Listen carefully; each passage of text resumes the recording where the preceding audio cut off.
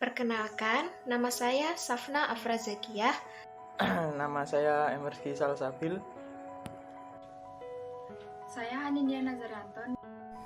Perkenalkan, nama saya Tiara Suciandani. Kami dari kelompok 3 akan memaparkan materi tentang Pancasila dalam kajian sejarah. Yang pertama, saya akan menjelaskan pengetahuan tentang Pancasila.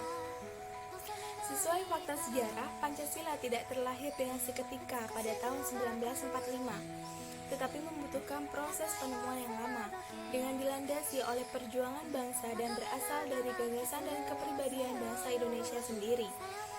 Proses konseptualisasi yang panjang ini ditandai dengan berdirinya organisasi seperti Pergerakan Kebangkitan Nasional, Partai Politik, dan Sumpah Pemuda. Dalam usaha merumuskan dasar negara, muncul usulan-usulan pribadi yang dikemukakan dalam sidang Badan Penyelidik Usaha Persiapan Kemerdekaan Indonesia.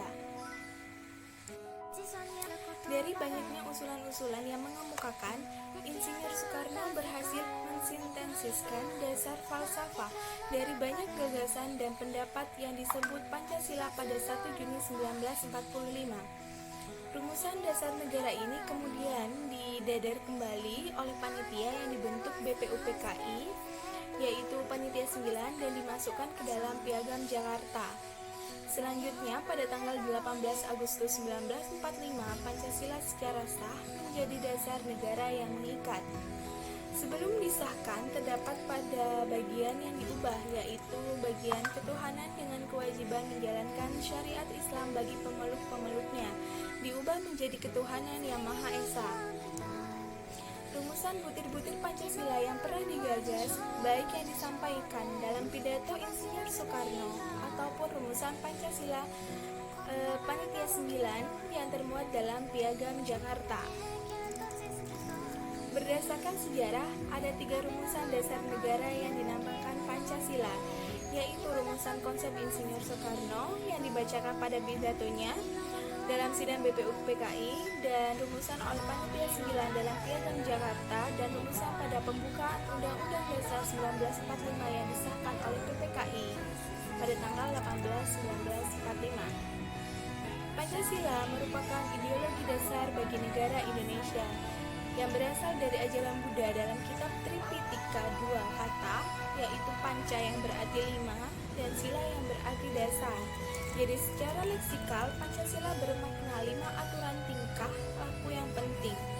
Pancasila adalah suatu paham filsafat, oleh karena itu harus dapat dipertanggungjawabkan secara logis dan dapat diterima oleh akal sehat. Dalam pengertian tersebut, Pancasila disebut juga sebagai petunjuk hidup atau pegangan hidup. Dalam hal ini, Pancasila sebagai penunjuk arah kegiatan di segala bidang kehidupan, sehingga seluruh tingkah laku dan perbuatan manusia harus dijiwai dan merupakan pancaran dari sila-sila Pancasila yang merupakan satu kesatuan yang utuh, yang tidak dapat dipisahkan satu sama lain. Di sini saya akan menjelaskan fungsi dan kedudukan Pancasila. Dalam kehidupan berbangsa dan bernegara, Pancasila mempunyai banyak kedudukan dan fungsi bagi bangsa Indonesia. Berikut ini adalah beberapa kedudukan dan fungsi Pancasila bagi bangsa Indonesia. Yang pertama, Pancasila sebagai dasar negara Indonesia. Pancasila pada fungsinya sebagai dasar negara merupakan sumber dari kaidah hukum yang mengatur bangsa Indonesia, termasuk di dalamnya seluruh unsur-unsur, yaitu rakyat, pemerintah, dan juga wilayah. Pancasila pada posisi seperti inilah yang merupakan sebuah dasar pijakan penyelenggaraan negara dan seluruh kehidupan berbangsa dan bernegara. Yang kedua, Pancasila sebagai pandangan hidup. Pancasila merupakan sebuah kristalisasi pengalaman hidup dalam sejarah bangsa Indonesia yang sudah membentuk watak, sikap, perilaku, serta tata nilai norma yang sudah melahirkan pandangan hidup. Pandangan hidup sendiri adalah suatu wawasan yang menyeluruh terhadap kehidupan yang terdiri atas kesatuan, rangkaian dari nilai-nilai luhur. Pandangan hidup berguna sebagai pedoman untuk mengatur hubungan sesama manusia, hubungan manusia dengan Tuhan, dan juga hubungan manusia dengan lingkungan. Yang ketiga, Pancasila sebagai ideologi bangsa Indonesia. Pancasila sebagai ideologi bangsa, di mana pada hakikatnya adalah merupakan suatu hasil dari perenungan ataupun pemikiran bangsa Indonesia. Pancasila diangkat atau diambil dari nilai-nilai adat istiadat yang terdapat dalam pandangan hidup masyarakat Indonesia. Dengan kata lain, Pancasila merupakan satu bahan yang diangkat dari pandangan hidup masyarakat Indonesia. Yang keempat, Pancasila sebagai jiwa bangsa Indonesia. Menurut von Savigny, bahwa setiap bangsa mempunyai jiwanya masing-masing yang disebut dengan Volkes. Artinya jiwa rakyat atau jiwa bangsa.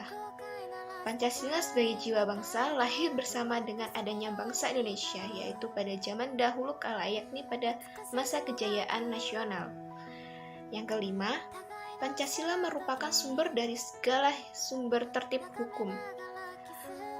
Poin ini bisa diartikan bahwa segala peraturan perundang-undangan atau hukum yang berlaku dan dijalankan di Indonesia harus bersumber dari Pancasila atau tidak bertentangan dengan kontra dengan Pancasila. Karena segala kehidupan negara Indonesia harus berdasarkan Pancasila.